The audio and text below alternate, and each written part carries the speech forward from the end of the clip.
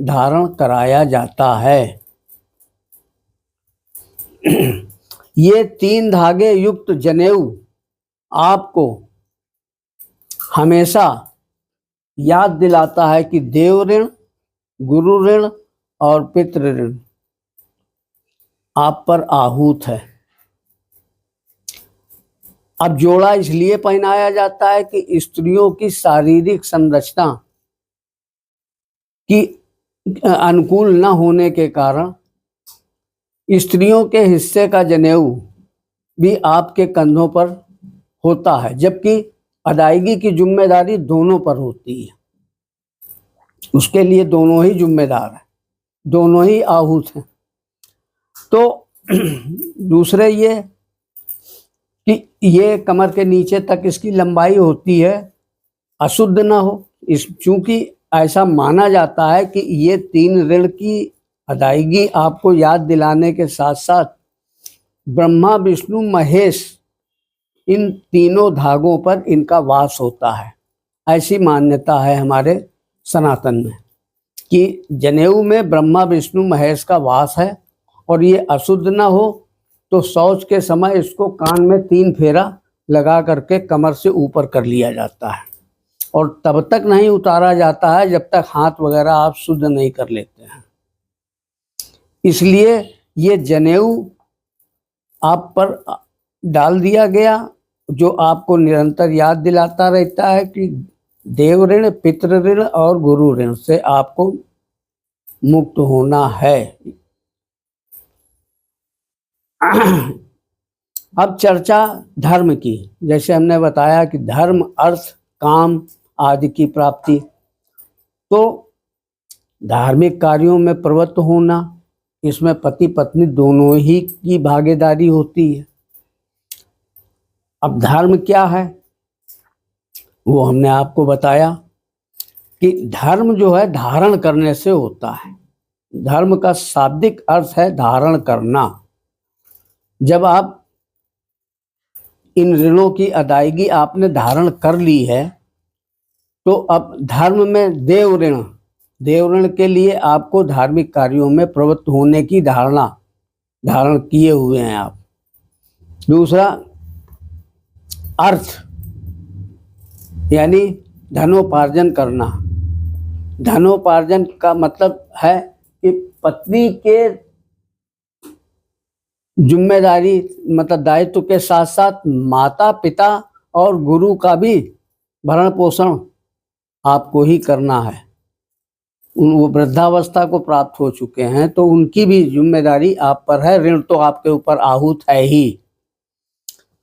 तो धर्म, अर्थ आप मतलब धनोपार्जन करना,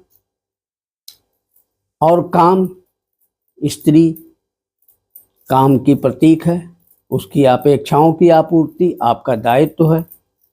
और आप माता पिता जब हो जाते हैं तब पितृ ऋण की अदायगी मानी जाती है। तो ये हो गया आपका गृहस्थ आश्रम। अब गृहस्थ आश्रम के बाद आपका प्रारंभ होता है वानप्रस्थ।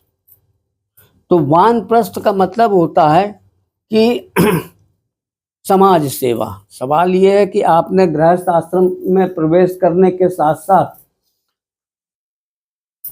जो अपने दायित्व हैं उनका निर्वाह करते हुए अब समाज सेवा भी आई। समाज सेवा से क्या मतलब है?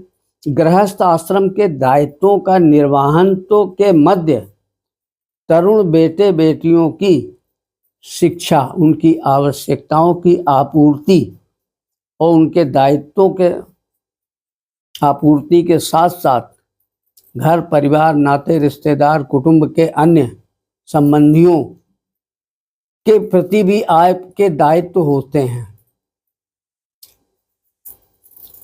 और उन दायित्वों को निर्वाह करने के लिए बच्चों को प्रेरित करना, उनकी शिक्षा दायित्वों के साथ साथ उनको दूसरे कार्यों में, उद्यमों में प्रेरित करते हुए अपने दायित्वों को धीरे धीरे उन बच्चों पर डालना। ये वानप्रस्थ है। तरुण बेटे बेटियों को गृहस्थ आश्रम में हेतु उद्यम करते हुए उनको स्वयं के दायित्वों से मुक्त करना, अपने को स्वयं के दायित्वों से मुक्त करना वानप्रस्थ आश्रम का मूल अर्थ है। अब जब हमने धीरे धीरे बच्चों पर ये दायित्व डाल दिया और बच्चों को गृहस्थ आश्रम में प्रवेश करा दिया, उनकी सारी जिम्मेदारियां से मुक्त होने के बाद हमें संन्यास आश्रम की तरफ बढ़ते हैं।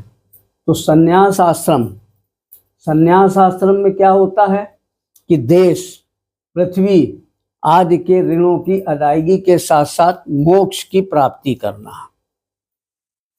तो अब हम आपको संन्यास आश्रम के विषय में बताते हैं। देश, पृथ्वी, समाज, धर्म, प्रचार प्रसार आदि के ऋणों की अदायगी। सामान्यतः लोगों में धारणा है कि संन्यास आश्रम गृह त्याग से होता है। मित्रों, ये उस समय की बात है जब हमारे यहाँ मीडिया नहीं था, इंटरनेट नहीं था, लोग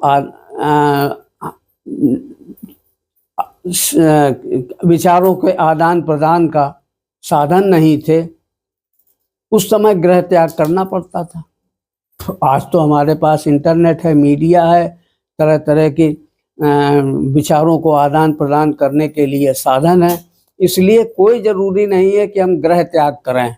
घर में रह करके भी आप जो है संन्यास आश्रम के दायित्वों को पूर्ण कर सकते हैं, पूरा कर सकते हैं। कैसे?